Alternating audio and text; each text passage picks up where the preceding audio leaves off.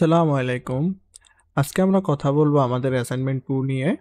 এই অ্যাসাইনমেন্টে আমি আপনাদেরকে একটা প্রবলেম সলভ করতে দেব। প্রবলেমটা হলো আপনি একটা নাম্বার নেবেন ইউজার কাছ থেকে এবং চেক করবেন যে নাম্বারটা কি যোগ নাকি বেজোড়। যদি জোড় সংখ্যা হয় তাহলে নাম্বার সহকারে প্রিন্ট করবে নাম্বার ইজ ইভেন, অথবা বিজোড় হলে ওই নাম্বারটা সহকারে প্রিন্ট করতে হবে যে দিস নাম্বার ইজ অড। আমাদের প্রবলেমটা হলো এটাই যে নাম্বার চেক করে ইউজারকে জানাবে যে আপনি একটা জোড় সংখ্যা দিয়েছেন অথবা বিজোড় সংখ্যা।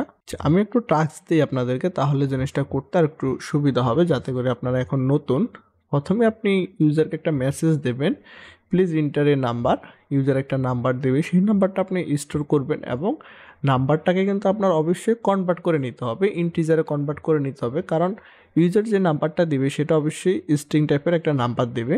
সেই নাম্বারটাকে আপনি ট্রাই পাস করে নেবেন অথবা পার্টস করে নেবেন, স্ট্রিং টু ইন্টিজার কনভার্ট করবেন। দেন কনভার্ট করা হয়ে গেলে আপনি নাম্বারটা পেয়ে গেলেন।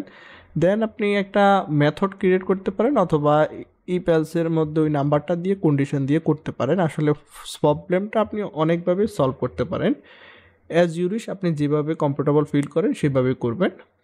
এখন প্রথম সিস্টেমটা আমি বলি, আপনি একটা ফাংশন ক্রিয়েট করতে পারেন। ফাংশনের প্যারামিটার হিসেবে আপনি নাম্বারটাকে পাস করতে পারেন এবং দেন ফাংশনের বডিতে আপনি ইপাস কন্ডিশন দিয়ে করতে পারেন, মডুলাস ব্যবহার করে করতে পারেন এবং অ্যাড মডুলাস এবং দেখতে পাচ্ছেন ইজ ইভেন্ট এবং ইজ অড যে প্রপার্টিটা আছে সেটা ব্যবহার করে কিন্তু আপনি কাজটা করতে পারেন। আসলে অনেকভাবে করা যায়, অ্যাজ ইউরিশ আপনি যেভাবেই করেন। দেন আপনি এটাকে প্রিন্ট করলেন। এখন আপনি যদি মেইন মেথডের ভিতরে করতে চান তাও সমস্যা নাই, ইভেন আপনি যদি বাইরে একটা ফাংশন তৈরি করেন সেই ফাংশনটাকে মেইন মেথডের ভিতরে কল করেন তাতেও কোনো সমস্যা নেই। আশা করি আপনারা সমস্যাটা বুঝতে পারছেন। ইউজার থেকে নাম্বার নিতে হবে এবং চেক করতে হবে নাম্বারটা কি জোড় নাকি বেজোড়। আমাদের প্রবলেম হলো এটাই।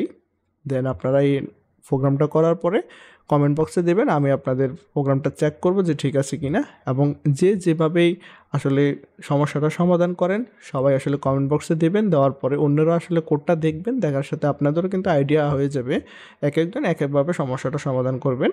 তাহলে এতে করে আপনি সবগুলা বিষয়টা মোটামুটি আয়ত্তে চলে আসলো, কারণ আপনি জানলেন যে এটা আসলে কোন কোন আয়তে এই সমস্যাটা সমাধান করা যায়। তাহলে আজকে এই পর্যন্তই, আশা করি আপনারা এই টাস্কটা করে ইনশাল্লাহ কমেন্ট করবেন। ধন্যবাদ।